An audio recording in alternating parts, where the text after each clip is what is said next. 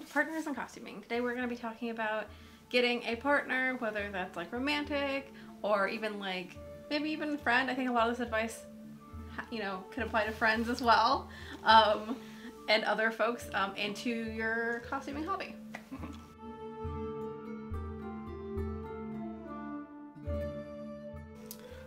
So what's our first topic? We're talking about us. Duh. This is your channel, right? So who are you? I'm Bianca. Welcome to Bookhoarding. If you aren't already subscribed, make sure you do that. I am a nerdy, crafty, costumey, bookish person, and you are my husband. I am Frank, and I am different kinds of nerdy, more movies than books. I like sword fighting and silly things and toys and video games and all kinds of fun stuff and post-production-y video editing thingies. We should start off by talking about how we met and why that's like kind of an important basis for this whole conversation. Oh, you mean Star Wars Night at the Museum? You know, museums kind of do that thing where they'll shut down sometimes and like have like a cocktail thing where they let you go through certain galleries and do after dark stuff, and it's a special, like they'll dancing and other things. I had previously in my life done a lot of like helping with a local lightsaber group, teaching lightsaber choreography for stage and movie shooting and stuff like that, and I had recently got a new job and hadn't been participating in that so much, and somebody I knew called me up and he's like, hey, no, come, we need your help, just come and say hi, like, everybody misses you. So they convinced me to, at the last minute, go to this Star Wars themed night at the museum. One of my friends that I was chatting with was running the little table where they were handing out pamphlets and explaining what it was, and she needed to step away to run to the restroom, so I was just covering the booth for 5 minutes. And that was when I came up to ask questions. That's when you made such a wonderful impression upon me. So the basis of our relationship was already built on a shared fandom, which is really important to what we're going to be talking about in a second. To give you an idea of like some of the stuff that we've done together, one of like the first costumey things we did together was I brought you to a ball. Like a Newt Scamander-y Fantastic Beastie ball. Yeah. Problematic. Harry Potter, J.K. Rowling stuff now, but like this was really early on in our dating, and that was literally like my, hey, you're gonna meet my friends kind of a thing. Yep. Because of the theme of it, it was like tangentially pop culture, but it was more based in like the period, so it was more of like the Art Deco, like very like 1920s-ish speakeasy kind of thing. So you did a lot of research to A, know Harry Potter references, and then B, understand like the vintage stuff. But luckily, like the Newt Scamander stuff was all in that time. Yeah. And also because it was that kind of looser theme, you didn't have to be like a replica costume. Definitely wasn't a huge Harry Potter fan, so I had to understand that. So I went through all of the audiobooks for the original books, and then I started looking at like images and stuff from the Fantastic Beasts trailer, and then I believe we went to see it together in like an Art Deco-y movie theater, and I tracked down like overcoats because that was kind of the key thing. Vests and overcoats was what I saw him in a bunch. But at that time, because the movie was still out, there were a lot of like inspired by kind of things around. Yep. And it was one of those things where like literally you'd be like on Amazon and you'd be like, oh, I found this thing, and then like the suggested other purchases would be like the rest of like a Newt Scamander costume. Yeah, so like that was pretty cool, and like that worked out because nicely because of the popularity of the thing at the time. Yep. So like you did the research, but it was also a looser theme, so that like allowed it to be a little bit more accessible. Yeah, I got a I think it's a single-breasted blue overcoat for like $30 on Amazon, which really made the budgeting of like how does one afford to be able to go to some fancy themed ball with you much more tangible. So I had this thing that you weren't into, but like we spent some time and like I explained to you what like the dance was, and like gave you an idea of like the ones that I'd been to and all that. So it was kind of just like a entree into the things that I did, but also it was a kind of lower commitment too, because it was just one night, one ball on like a weekend. And then the next big costume thing we did was Star Wars Celebration. I'd never been. I'd only gone to like local cons. Yeah, this was it 2017 or whatever? This was the one in Florida? Yeah. So for that, you had to work. Yeah, I spent most of the Star Wars Celebration working. I couldn't really do anything. We already had a basis by then of like, we love Star Wars, but like we can't hang out together, but you wanted me to do this really cool event, so we could be together in some way. You specifically introduced me to a bunch of local folks that you knew that would be going, so that I would always have folks to like hang out with or like hit up or get lunch with or whatever, so like I wasn't like completely by myself. Yeah, so like at this point in our relationship, I had already learned that you were a very crafty person, and you wanted to like make your costumes for Star Wars Celebration. So like I introduced you to the local Star Wars craft people that I know. So for that, I put together my first like actual attempt at like a Star Wars cosplay that wasn't just doing like I'm wearing all white and putting my hair in a couple buns. I went in wanting my Mara Jade to be something that was kind of like the new kind of Harry Potter thing that you put together, where it was like, these aren't like screen accurate. Yeah. Because I want to have fun with this. I want this to feel good on me. I just put together some stuff that I found. Like, I didn't make a cat suit. Instead, like, I got, like, black tights and, like, a black leotard. And then, like, had a belt go over it. So the only parts of that like, I really spent more money on were the detail pieces. I got 3D printed stuff. The 3D printed, like, little belt buckles and, like, straps, covers, and stuff like that. And the lightsaber hilt. That was the only other thing. Lightsaber hilt. So, like, I didn't have, like, her official belt or, like, all that other stuff. I focused on the details for that one. Versus like the regular pieces, which were just generic things that I could buy that would just sell it, and a wig. And that was great. Like, people recognized that I was Mara Jade. People were excited to see her, and like that was fine, and I was comfortable with that level. So you actually did bring one costume. Yeah, so I brought a costume that I had assembled over time to see if it would be approvable for Saber Guild stuff, which is one of the official costuming groups. So like on like the last day of the con, I worked in like costume, and then like when I had like a little bit of time on the floor, like I ran over and like to the Saber Guild would be like, how does this look? What's wrong? What do I need to fix? What's approvable? What's not? Okay, bye. So we didn't have a ton of time in costume together there. But the rest of the trip we did have like kind of Star Wars bounding. Bounding is like a thing that there's a lot of different kind of like prefixes, I guess, to it. Yeah, I've seen a lot of it. Like, I first was introduced to it through like the Disney community, like Disneybounding, when people would do like Disney-inspired like period attire or whatever for like their trip to Disneyland and stuff. It's some way referencing or hearkening to the thing, but it's a modernized version that would be like not the full regalia. So there's Batuubounding. That's the thing that people do to like make the kind of cute little Star Wars casual everyday. Yeah. I'm just a moisture farmer outfit. Historybounding is another thing for the historical costume space where you'll make like a historically inspired thing, but it's much more looks more modern. It has different like whether it's texture, print, whatever, or even parts of a silhouette that does harken to that time, but it's really the silhouettes are mostly rooted in modern looking things. So something that like you could easily get away with wearing to somewhere that someone might be like, is that a thing? But not fully like, oh, that's a costume. Yeah. I've seen a lot of people do stuff with just like color blocking.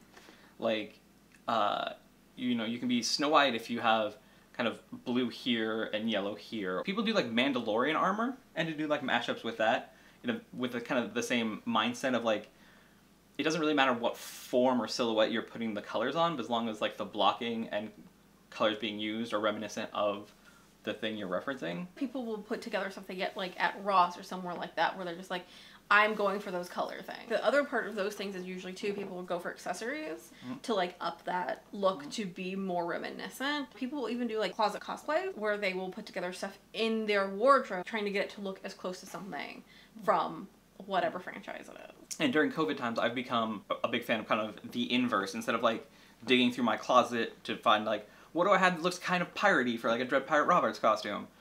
I've spent a lot of time on Amazon being like, you know what? I'm just going to buy linen pants like for a pirate costume and just live in them because they're comfy, they're light, they're breezy. It's great. D&D has been a really fun way of doing kind of casual cosplay moments. I'm playing a D&D character and like I can just like from the waist up because we're playing over Zoom or something these days. We've busted out like silly frilly shirts and stuff to be like pirates or bards and stuff like that.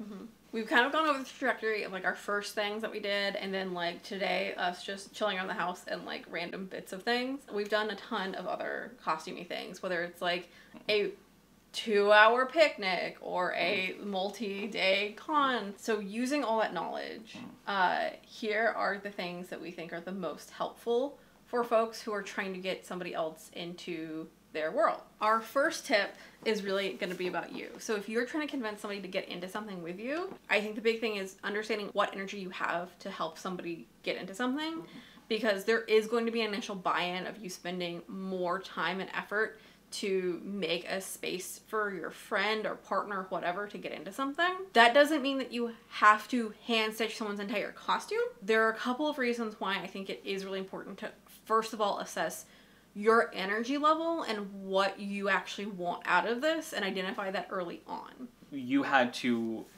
take me to like these dances and like make it comfortable for me to know how to dance and then know how to dress for these things and all this kind of stuff. And it's a lot of effort on you. Whether it's helping people find out where they can rent a costume, or cheap ways of acquiring the parts, or if possible, like parts sharing. Yeah. Our first time we tried to make you like a Star Wars costume, we were like, went through my closet and we're like, here are bits and pieces of Star Wars costumes that I have. Let's try and like make you something fun. Clearly identify what you are asking someone to do.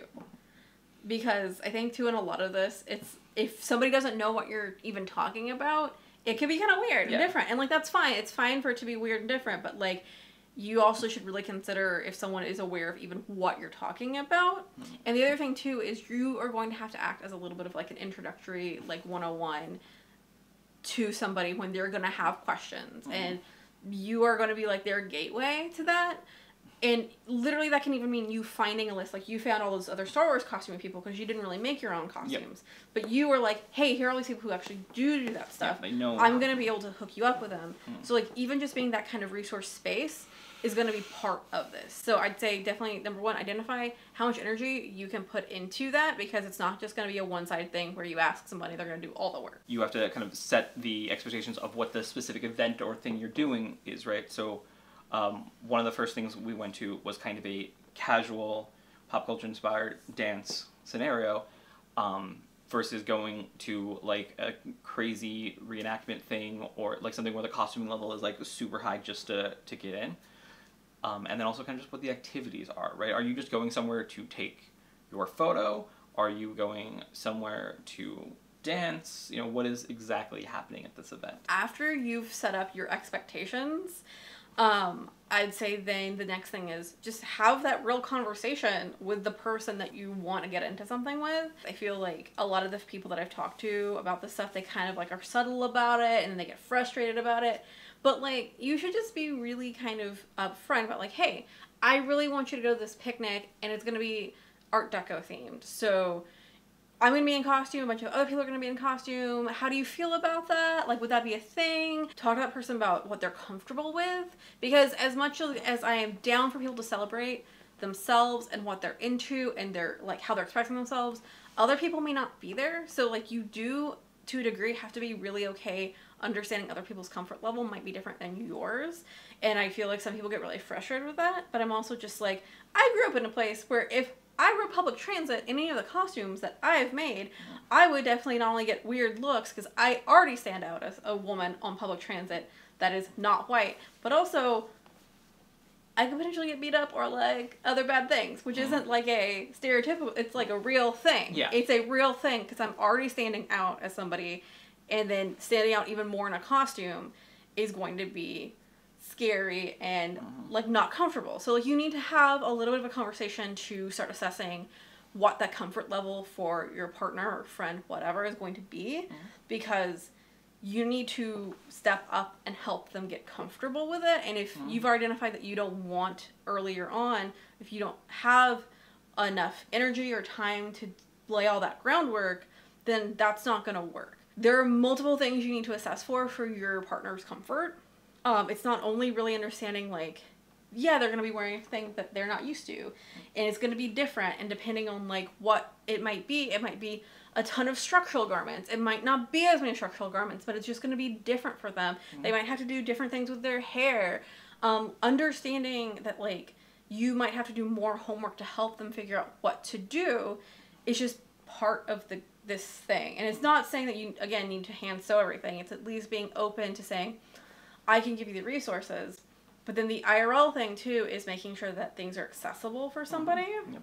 There's all these different kinds of things, whether it's the natural environment that you're in, or what's going to be asked of you at the event, or even things like, do you arrive in costume? Do you get changed there? Are there places to get changed there? How is this going to work for somebody who's there for the first time? And like, I've also done a lot of event planning for different nonprofits things.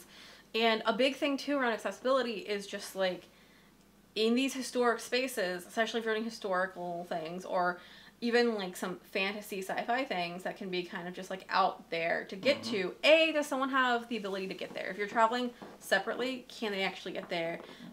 B, is there going to be a place for them to change when you get there? And you also need to understand like that person's comfort level. Like, are there going to be bathrooms for this person? Is it going to be accessible in terms of just like being actually compliant in ways that like if they are disabled, they can actually move around this space? And not just moving around a space, but like, are there going to be places for them to sit and rest or take care of themselves in whatever ways they need to? Whether it's literally needing to take a break to get a meal, get water, take their meds, like get away. If it's a really loud thing, a really big group, is there a way for them to like get away from that and like take some time? Part of it too is walking somebody through like, okay, so the event we're going to is a ball, and it's usually this place. Here, let me show you some photos of like what this has looked like before. Doing all these things I think really helps up front, because if you go through all the work before talking to your partner, their comfort level, I feel like you can get really frustrated if they go to their first event and they don't want to go back. And I think that like trying to assess for all the needs before then, to be like, is it a comfort thing? Like, is it literally an accessibility thing ahead of time, is good, because the worst thing that could happen would be that like you make somebody feel uncomfortable or something bad happens to them because their needs weren't accounted for and assessed for. And that's like not okay. If you are part of these events that still have no community guidelines, that still have problematic people who are going to attend, and you know they're problematic, it is still on you to tell your partner who those people are and to like do as much as you can to protect them. I totally get that some of you still are involved in spaces that do have problematic people, that like those are kind of sometimes unavoidable for some of the things that you're doing just because of who has power and power imbalances in these spaces. But like, it is still on you to communicate as much as you can to your partner, because again, if you bring somebody to an event and you know there's potential issues or potential harm even, that's not an okay way to start anything. Yeah, it's all about kind of like figuring out what those like pitfalls and stuff are beforehand, so at least expectations are mitigated at the events. Whether it's a historical recreation activity that is at a problematic venue, or that has problematic elements, for example, like a Civil War reenactment or something where it has like really awkward race roles and gender roles, or even just something like your local comic book or anime convention, and it's like, oh, well, we're gonna go dress as superheroes. Heads up, we might be molested by random people, because that's something that happens a lot when you go to conventions in costumes. Which is, it's like, that's a big frustrating thing, and it's a thing that we should all just be annoyed about, but also being upfront with somebody who's never been in those spaces and like explaining like cosplay is not consent is important, but also like it's one of those things where you just need to give them a heads up for like worst case scenario and get an idea if that's okay. Like, okay, should you be taking somebody to something like where something bad could happen? I mean, like, if it's a very harmful thing that could happen, no, I would say you shouldn't take somebody. But also, if we're being realistic, like, I go to cons all the time that I will find out later somebody got groped just in their cosplay, and men and women and anybody outside and in between that, and it's just like, it's really shitty and it's not okay.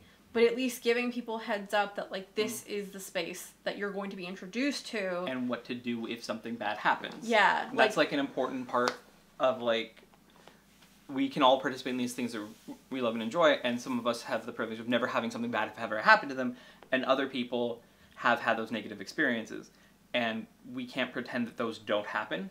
We should, and hopefully some of us at least are, working constantly to try and make sure those things happen less and less, and we can eventually remove a lot of the problematic things that happen in a lot of these themed and escapist style gatherings. But you need to know what to do when something bad happens. Like, you need to have a plan. Exactly. And you like, should, whether have it's a just signal. whether it's just between like a signal, a way of like being like, this person is creepy, get me out of here, get me safe, I don't want to be here, or like something bad happened, who do we report to? How do we contact what do we do now? Where's a safe space for me to go? Like, all stuff. These things need to be identified. I want to make a couple more points, and then we'll get into the like actual fun. We've made it past the harder conversations and into like how can we have fun in this space and play in this space together. Talk about the budget. Be upfront about that stuff. This can be a really like high entry point space, but it can also be a budget friendly one depending on everyone's expectations and needs. Yes, there are some events that want you to have like this quality vintage stuff. You need to identify those early. Ask your friend if they're okay with that. It's probably not the best first step in doing this. No, probably not. Those are kind of things you should work your way up to. If you get frustrated that someone doesn't want to get up to that full period all silk level on their first event, that's a thing that you should also identify in like what your needs are. If you just want to take them to only the highest quality thing and they aren't there yet, that's going to be an interest difference that like you either need to account for, or you need to kind of grapple with and kind of step back from and give somebody maybe the space to get more into it, negotiate. Yeah. Think about kind of what your needs are too. Like, why do I want to get my partner into this? And you really need to be honest about that. Like, don't just be like, I want to get this in because you're going to have fun doing it. You don't know if they're going to have fun doing it. I've tried to make you play video games, and sometimes you're like, fuck this video game. And sometimes you're like, you know what? The Witcher is awesome. It is. And it really just depends. Even if your need is, I need someone to take photos of me at my event. You need to be upfront with that. You don't need to be like, you need to set the right expectations. And if you're going to say like, oh, let's come and we'll do this thing, and you're going to have a ton of fun carrying cameras and taking photos of me. Oh, wait, I didn't mention that part? It's important. And none of these are necessarily wrong motivations. You just have to be honest with them, and you just have to know that that's where you're going. One more thing, too, is when you think about concern for your partner, your friend, whatever, I do think there are degrees of harm that you can account for or not. There's a difference between, like, don't dance with this person because they smell bad, or they're just a bad dancer. And what we learned through the Dickens grapevine is don't dance with these people because they will molest you while you dance. They will stick hands down your bodice. Yeah. And these organizations, like you were saying, some organizations can't or won't protect their participants. So, like, Whisper Networks and Friends have to protect each other. Yeah. And, like, again, I'm going over this because it's a harsh reality of a lot of these spaces. I don't think it's okay. I definitely am not going to be taking, like, myself or anybody else to Dickens Fair until they get their shit together and protect people. But, like, I also am just realistic and aware that some of you will do what you want. And I would just like to set you up for different people have different comfort levels. And it's important to just make sure that you and your partner are on the same thing. You know, like, whether it be like, I want to dress as Batman for this thing. So can you dress in skin-tight spandex and be my Catwoman? Like, you have ass, right? I want you to wear a wet, white, billowy Regency shirt for things and get out of ponds a lot. You know, there are just ass, and you just gotta be on the same thing. So once we found a venue or an activity that is a safe space for us and we're excited to go, how do you actually get your partner to want to go to this event with you? How do you get them prepared? So I think one of the first and easiest things is starting with a shared interest. So for us, Star Wars is a shared interest, and that made Celebration like as this big multi-day event overnight thing that we were doing a lot easier because I could also make friends there. I already knew the content. I already knew the community online at least pretty well, so that wasn't as much of a shocker as I think, you know, would have been if I was brand new. Because #ToxicFanboys, but it definitely helps because then we get excited about it together, and there have been other things too that we've gotten excited together with when we've costumed for it, and I think that's really great because A, you both have an understanding and entry point to it, and B, you also have an interest, which I think goes a long way. I think it does help a lot. Now, let's say that we have people watching this that have partners that are not necessarily interested in the same things. I, before you, had never read a Jane Austen book and didn't understand when exactly the Regency was, other than people had money but didn't do things. So how did you go about getting me interested in something that I was not before you interested in? I think the first things were just kind of like trying to contextualize in different ways, and then I think we hit a stride when we got to Napoleonic Wars. That definitely did help me understand stuff, especially when looking for like masculine silhouette attire and like what kind of like things that I'm supposed to wear to like a Regency event.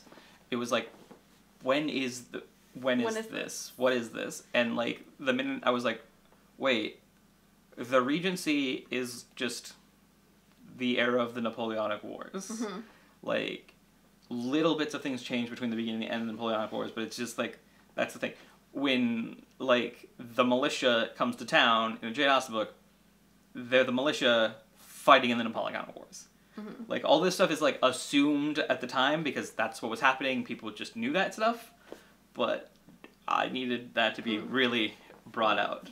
Yeah. And then people would be like, oh, Master and Commander is the time period you're looking at. And you're like, oh, these are other things I understand. But also Count of Monte Cristo, which is, like, love, love, love forever, but also 6 sword stuff, and you love combat sword stuff. Yes. And that really, I feel like, helped kind of get you, like, really into that. The other thing that's helpful with Regency, too, and, like, any of these things, if you have movies that you can just, like, turn on, watch, that's helpful. And not necessarily, like, let's say your favorite Jane Austen adaptation is the 95 Pride and Prejudice. It's not. I'm aware. Yes, I love 2005 Pride and Prejudice. You can deal with it. Move on with your life. But a lot of people's it is, right? So you might not want to jump right into making your friend or partner watch that, but one of the things I really enjoyed watching with you was Austen Land, which is a movie about being a Jane Austen fan and dressing up in Jane Austen stuff. And that kind of meta fandom stuff is something, generally speaking, I enjoy. I like movies about movies. Scream is a really good horror movie about being in a horror movie. That's all kind of fun stuff I enjoy anyways, but it also helps me contextualize and understand why people enjoy this. And for me personally, understanding why somebody enjoys something makes me enjoy it more.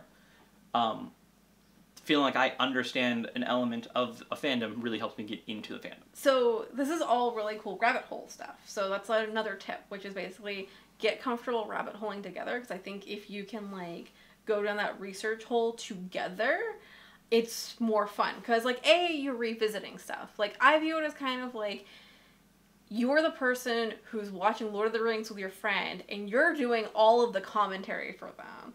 They can enjoy the story, but you need to tell them that Viggo Mortensen actually did break his toe when he...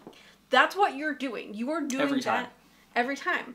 But that's what you are kind of doing when you're kind of fostering your partner through a new thing to them.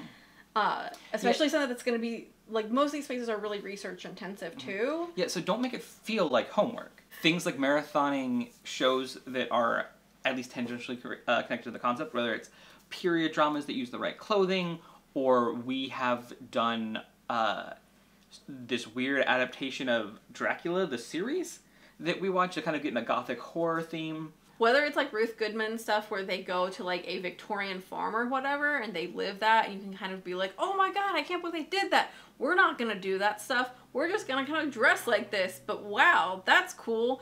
Or even like Regency House Party, which if you haven't watched, I don't know why you are still here. Putting on a playlist and like getting into like casual costume together, especially right now because we're in the panini, like doing that is like a kind of cool thing you could do like right now with a partner where you're like, I'm gonna make you a even closet cosplay. Yeah. Let's just sit and like let's watch these things of whatever we're trying to do. And like it's a fun little thing you can just do together. We talked about earlier like dressing up like kind of casually for like D&D, but you don't even need that complicated of an excuse. You don't have to get in something that big. You can be like, hey, let's marathon all of the Pirates of the Caribbean movies because they're on Disney Plus, and let us get silly swashbuckling outfits that are comfy and have fun, and just, you know, have a day of it. Have like piratey themed food and like big old steins of grog or pirate-themed cocktail drinks or what have you. Even like playlists of like people making said costumes is really helpful because you can go, oh, that's a really cool hack. Also, looking for blogs, people who've already done cool costume hacks or made the costumes themselves, really helpful just to like be like, here's like a starting point for somebody. Another thing too is in the kind of rabbit holing, if you know of a group chat, a Facebook group, a local org, costume org, guild, whatever, or Discord server, any of these things that are really hyper focused on this thing, that our community is built on trying to make somebody get into a thing, those are great places. I definitely still think that you should try to be aware if there are any issues there. If you are already part of those communities and you know there are problematic things, like maybe they don't have community guidelines, maybe they don't have mods, you still need to tell somebody so they know ahead of time, hey, this is a really great server. I love it. I've gotten so many patterns from it, but it's kind of like chaos. There's no real moderation happening. Just so you're aware, it's a thing. It's a public server. Anyone can be there. Or often there's a lot of groups that either have like running jokes that don't make any sense without context that can possibly be offensive, or weird little topics that people just immediately start flame wars over. That like you can have no knowledge of and have a sincere question, but so many people have that same question as a trolling thing that like it'll start shit. So anything like that like happens frequently, whether it's like something as simple as like, don't ever ask about the Oxford comma on this group because everything goes to shit. Or if your friend really loves the costumes in Bridgerton and feels really comfortable about that level of costuming, and you bring them into a Regency group that's snobby and gatekeeping and is like, ew, those are gross, I hate them. When somebody has specifically said, which I've literally seen this happen in a group that was titled Costuming Without Judgment, where someone asked for help on a Bridgerton costume and people judged them. Don't, like, you should just be very aware of those things. And I'd also say, if you're going to bring somebody in there and, like, you know ahead of time what they're going to ask, back them up. If they're trying to just get into a thing, hey, I'm a beginner, is there, like, a place for this? I'd say especially Star Wars costume groups, I see a lot of new people who are really excited to be there, but are not going for costume approval for the clubs, which are these multi-page standards. Yeah. And there's nothing wrong with that if you're okay with that, but there are people who are really new and eager to get involved in that, that they are not asking to join a club, but people immediately start tearing them down and saying, that's not accurate, that's not up to the standard, what standards are you looking at, that's not okay, you need to go do this, when they didn't ask for that. People have multiple reasons for wanting to do things, and it's important to, if you want to get your friend into it, not to set them up to fail by throwing them into a place that is going to be... Have standards. Yeah. Like, have really intense standards that are like, you have to meet these certain criteria. It's a thing, too, in certain historical costuming spaces that they're just like, well, you have to do this, A, B, and C, and it has to be, like, handmade, and it has to be these shoes from these certain purveyors. You should be aware of that going in, especially before your friend comes in there. Facebook groups and, like, Discord servers, all these things can be really great. The big warning is just, like, make sure your friend is aware of the problems that could be there, because that's real. If you're in a space, just make sure when you're sending your friend or something to that space, too, that, you don't overlook the things that you already know in your head. Don't ever just skip steps because, oh, that seems so obvious to me. By watching a video about how to get your partner into a thing, it means that they don't naturally want to be in that thing. And it's all about trying to get them to... It's important to get them to want to be in that thing. You don't want to drag your friend or your partner to an event, because if you do that, neither of you are going to have the fun that you want.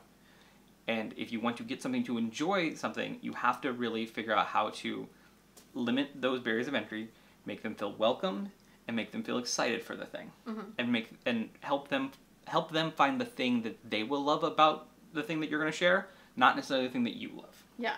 Which brings us to the next point, which is make it fun. After you've gotten someone kind of like comfortable with some stuff, maybe you've put on some movies, whatever, and maybe you've gotten a couple of costume pieces after they've looked at some blogs on like either thrift flips to like make a cool thing, or they've, put together some kind of thing that they're kind of more comfortable doing.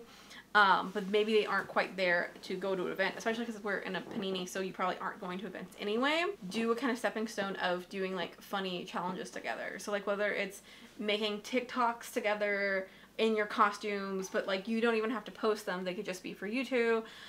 Doing funny, silly photo challenges together. in your closet cosplay. Again, these don't need to be public. They can just be for the two of you, just to have fun and like get into it and like get more comfortable in that. That's these really are important. especially good for things where you do not live with your partner or friend that you're trying to do these with. Pre-panini, like you can hang out all the time, but now different places have different regulations and like all this kind of stuff. Build stuff together if you can. Like build parties are definitely a thing in non-panini times, but like right now, just like work on like making stuff together. You could do a whole weekend where like you share supplies to like make a little leather working weekend or whatever, or like you get bucket kits and you put the buckets together or something. There's all these ways that you can kind of make it like a kind of, you know, group thing where you're sharing materials, or you could also be working on like prop pieces or whatever that you both might be using at some point. There's also, I think, the option too of putting together cool little bounding outfits. We've talked about that earlier, about what they are, but like putting together like a little cute little outfit that you can then wear together when you're going to do an errand or whatever. And like, again, it's kind of helping to broach that comfort level before someone gets full in costume if they already haven't bought into that. Also, like with the lockdowns and not lockdowns and all that stuff during all these panini times, just making any outing a little silly and a little fun. Especially because we've seemed to notice there's been a lot of mildly historical silhouettes coming up in like normal fashion. Like people keep posting like finds at Target where they're like, look at these poofy like 1830 sleeves in this like dress, or you know, that kind of like I mean, stuff. Bridgerton definitely helped bring back the Empire waist thing. Yeah. So like even if it's just like modern day fashion that has like a fun little twist. So some non-panini tips. If you're going to events, think about renting costumes. Our first Ren Fair together, we only had, there was a whole reason we went to this Ren Fair, which is without costumes. It's mostly because I got my car locked into a parking lot. After a ball, it's a whole thing.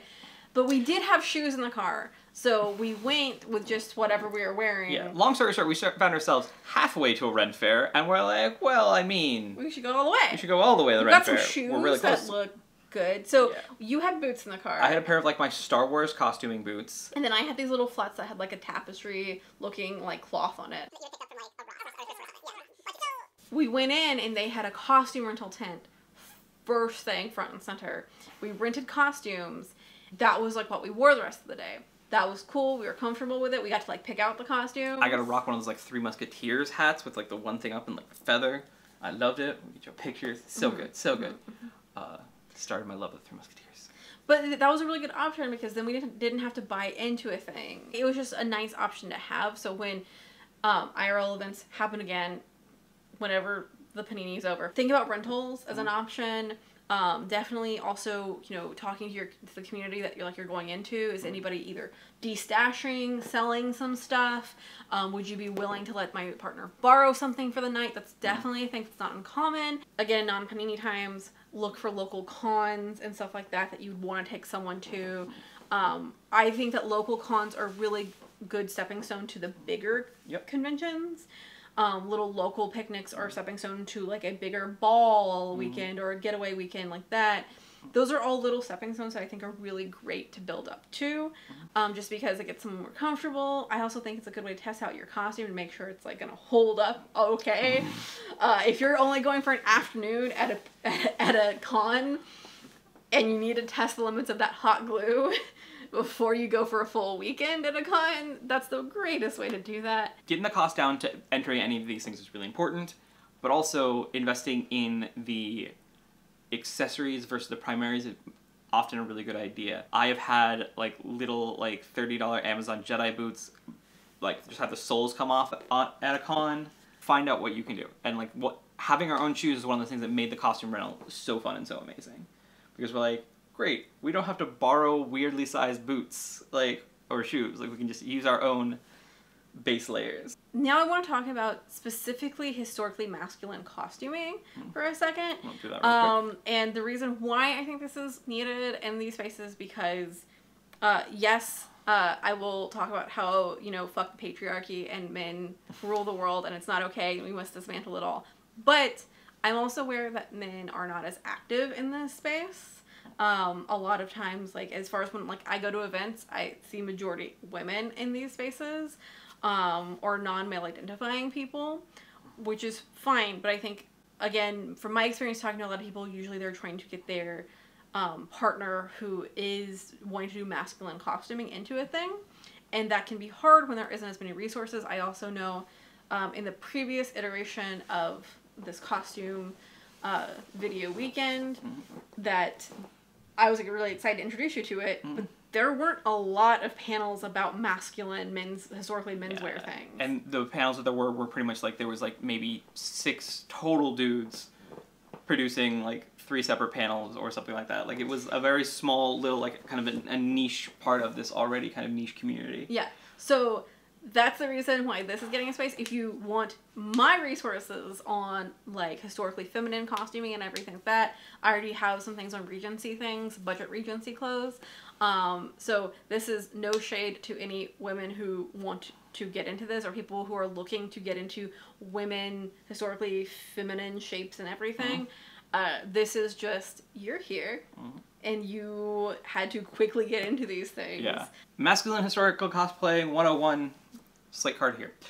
Okay, so the first thing is, generally speaking, the 3-piece suit has been around for hundreds of years. In like the Georgian era, it definitely looked a lot different. The vest, jacket, and like bloomers with the long socks, the buckle shoes, like that stuff looks very different. But Regency, the only kind of major difference from like a traditional 3-piece suit to now is like that really high Regency waistline, the kind of cutaways of the jackets and stuff. So first off, for basic events and stuff, you can get away with any sort of fancy dress. So if you notice, like, that kind of black tailcoat silhouette is really, really pretty Regency. And again, do not buy a new one, but you can go to like a thrift store and get like a used suit or a used thing like that. Check eBay. Check eBay. Check Poshmark. Literally, like, check those sites for reselling. Yeah, and so if you just want to like go to like your local Goodwill or something and pick up a suit, if you pick up a double-breasted suit, you can cut off about like mid-abdomen down and just cut a little section of it and sew it off, and you'll have that Regency silhouette, right? And then you just need a vest and high pants. The vests kind of need to be loud, but there are easy ways to get things that are like close enough. But the idea is like, if you have a light colored pant, a dark colored jacket with a high waist and a loud like brocade shiny vest underneath, you have like 90% there for most kind of small events. For whatever reason, if you are wanting to be Darcy, you have to pretty much just go all black and just be goth Regency. I don't know why that is kind of the mental headspace a lot of people have in that kind of con space. But that kind of 3-piece suit, slightly modified, works for a lot of the different time periods. And it's really just the accoutrements that change, right? Like, I have a suit that I thought was a Regency suit, and so it was like, no, it's a Victorian suit because the pants match the jacket. Oh, of course. Of course. But I'm like, it's still a cutaway jacket, like, it's pretty close. And it can be used for anything. Especially with men's stuff, it's all kind of like separates. So, you know, you can get like pants and shirts and jackets and vests and just kind of mix and match them. Another thing is, this kind of period is really good if you need somebody that is going to be wearing a binder. Because Regency 1830 silhouettes, dudes did wear corsets. And the waistcoat, there are companies that make amazing corseted waistcoats that can function as binders and all kinds of cool things. Also, just really nice back braces. As you can tell by this, I'm constantly slouching. I'm like, my back hurts, and I'm gonna be like, oh god, I gotta try and stand up. I have terrible posture. Really good posture support. And the other thing is, like, the accessories are fun, and that what kind of hooked me. So, like, I rabbit holed around, like, what sword I should wear with my costume? What's the appropriate sword to have during this time period? Or do I need a flintlock? Do I need a musket? Like, what kind of fun accessories can I get? What kind of toys can I play with? That's always cool. The other thing that's going on right now, because of Bridgerton getting this huge kind of thing, is Amazon and therefore other things like Wish and AliExpress are now getting a ton of kind of ready-to-wear-ish costumes from that Hamilton to Bridgerton kind of arc. We've ordered me a kind of a Georgian era naval officer's jacket, shown here. Links in the doobly-doo. And that's cool. But that same company is offering a high-end Regency era naval officer's jacket. It looks like it's like fake wool. It's like $90, so I've ordered it. It hasn't arrived yet, but I can't wait to see it. Maybe I could do a review on our channel or something when it actually shows up. I would love to do a fashion show. I'm very intrigued. But, so your favorite Jane Austen novel is Persuasion. So I have been through a large chunk of our relationship trying to find that kind of Regency officer's outfit I can have for events. And I have looked at getting them custom made from like an Etsy seller because I am not going to make one and they are very hard. And they are very, very expensive. They're very expensive. Very expensive.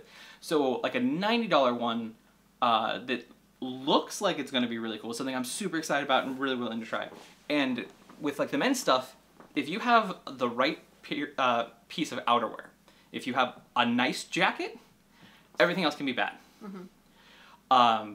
So, like, that's kind of the thing, is because, like, honestly, you're trying to make me a men's vest right now from a fancy pattern. And there are minor differences. Regency has a very kind of distinct collar.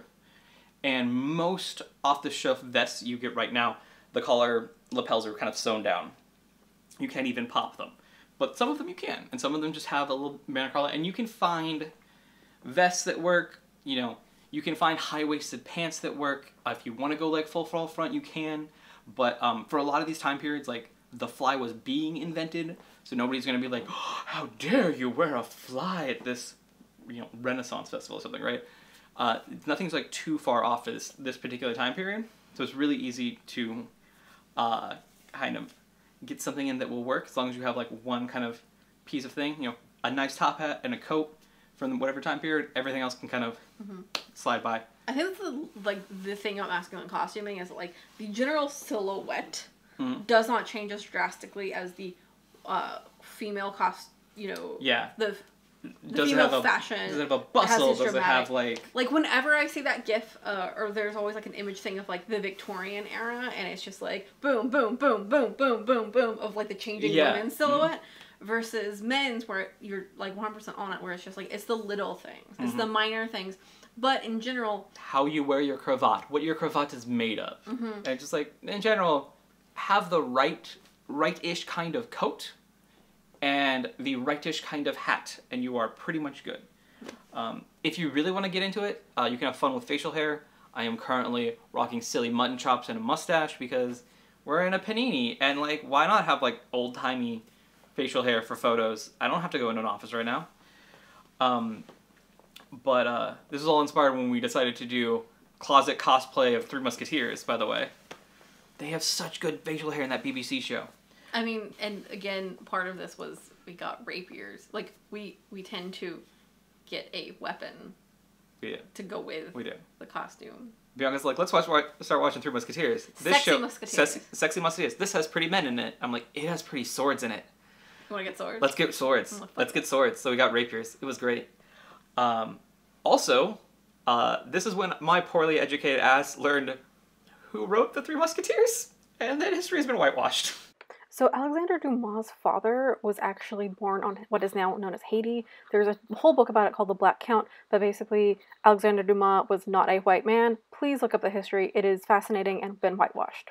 But yeah, so men's silhouettes and men's stuff can most part be modified from something. A friend of yours has a wonderful tip on how to buy like one of those $30 double-breasted like women's trench coats from Amazon, and just kind of cut it out, and bam, you have a Regency overcoat. There is a local company that you can just buy from online called Historical Emporium that just has a ton of men's costumes, whether it's Victorian, steampunk, Regency, cowboy kind of themes, all that stuff.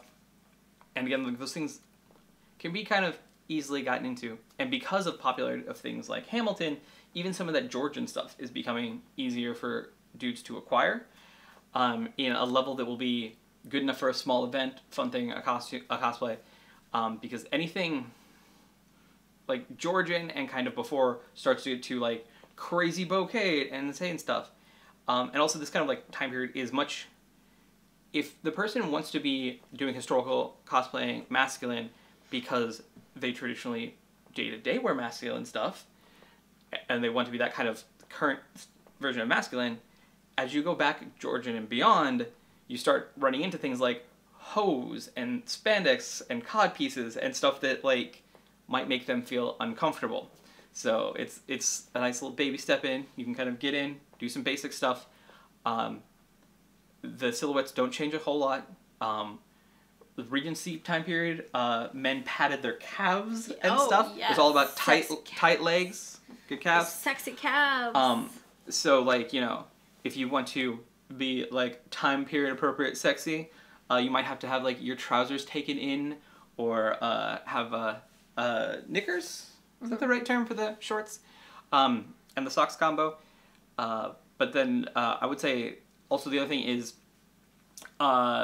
generally speaking, a pair of boots would be great. And if you're like a women's 11.5 or smaller, you can probably just wear plain women's boots for most of the time periods. The Hassian, whatever, where there's the brown stripe, is based on Regency boots riding boots to begin with, so that's great. If you have a larger foot, it gets very difficult and stuff gets expensive, and that's where like spats and stuff over normal dress shoes can definitely help. Penny loafers and that kind of silhouette, that kind of like loafer silhouette, you can put a buckle on that and then do the sock combo. There's lots of cheats. Lots of cheats in menswear. But I think the big thing is, like, if you can acquire those boots and, like, a flat that'll kind of just work for different periods, you're kind of good if you're doing historical costuming. But Jedi as well. Like, a lot of these fantasy things, actually, a good boot. Yeah, a good boot goes a long way. Yeah, so if, you know, if you have a partner that, say, maybe is really into Lord of the Rings or Batman or some sort of like traditionally like manly pop culture nerdy thing, and you're trying to get them into historical stuff, first and foremost, the shift to historical is much easier once you've been like, look at like Three Musketeers, Man in the Iron Mask, like this kind of stuff where you're like, oh right, like that's the same thing as superheroes, but like you can get somebody to be like, oh hey, I'll get you like maybe for our anniversary, I'll get you expensive boots that you can use for Batman or whatever that you want to do. And also for Darcy, you know, stuff like that, where you can, you know, make sure your stuff is useful for multiple things. A lot of the men's stuff can duplicate for just being like, oh, I'm just dressing fancy today. Because especially for whatever reason, fancy menswear, tuxedos and that kind of stuff, all harken back to this Regency and Victorian era attire. So you get a lot of use out of that, and that's a thing where, especially if you start out on a budget kind of conscious thing, I feel like you could really make that go far with just accessorizing the different little things, and you can slowly build up. Again, I think it's very similar to cosplay, where you can really think about building up and off of a thing. Don't feel bad. Don't feel like you have to go to 100. You don't have to get the like a $500 pair of shoes or a $1,000 Regency naval jacket like I was looking at. You don't have to get the full Jon Snow costume. Side note, he literally won like a random costume contest we didn't even know was happening when they were doing that Game of Thrones experience, because he literally walked in with a black pirate pants, a black pirate shirt on, and steel gauntlets. Maybe some sort of padded thing. But it was literally just like, these are things I have from other kind of costuming things. Let me just kind of put stuff together and be like, hey, it's a Game of Thrones costume. And they like freaked out and loved him and took all these photos with him, and he got this really cool shield backpack. Meanwhile, I had gone to Ross and IKEA, because that was when the like, LOL, we used IKEA rugs to make the actual costumes in Game of Thrones. The fur. So I bought a fur rug. The actual fur rug. The actual fur rug that would be theoretically screen accurate, and like made a little cape, and then got a yellow shirt and wrote IKEA on it. Made like a to make an IKEA employee joke. And no one got it.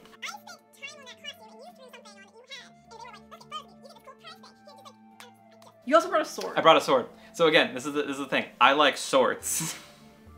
So I brought a sword, and they were like, "You brought a sword! This is amazing!" But it wasn't even like I brought like a scary metal sword. I brought just a big hard plastic training sword. But yeah. I don't resent you for that. I resent the situation. System. But yeah, having bits and pieces for the masculine costume thing is something that works really well.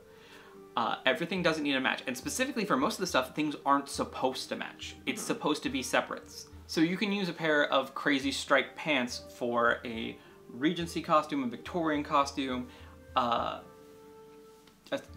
biopunk diesel clockwork alchemy crazy costume, and you can use these separate pieces over and over and over again.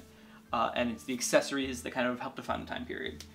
I will say, in a personal preference, I hate the Regency top hat, and I vote just wear the Victorian one, because as an American, I can't unsee the pilgrim hat when I see Victorian top hat. Thank you for these tips. I'm going to write these up in a little blog post that will be in the description right now through the magic of cinema, so that there are tips that we've given throughout this whole thing, but also specifically a different post for your tips for masculine, still historically masculine costuming. Yep, and we get more details about like different odds and ends and what. And some suggestions for even like potential things that you could just like buy today, especially based on like the cool stuff that's out right now. So I will have all that linkage in the description below. Thank you for joining me today and talking about things. Yeah. Have fun with all of the jump cuts and the camera crashes, but hey.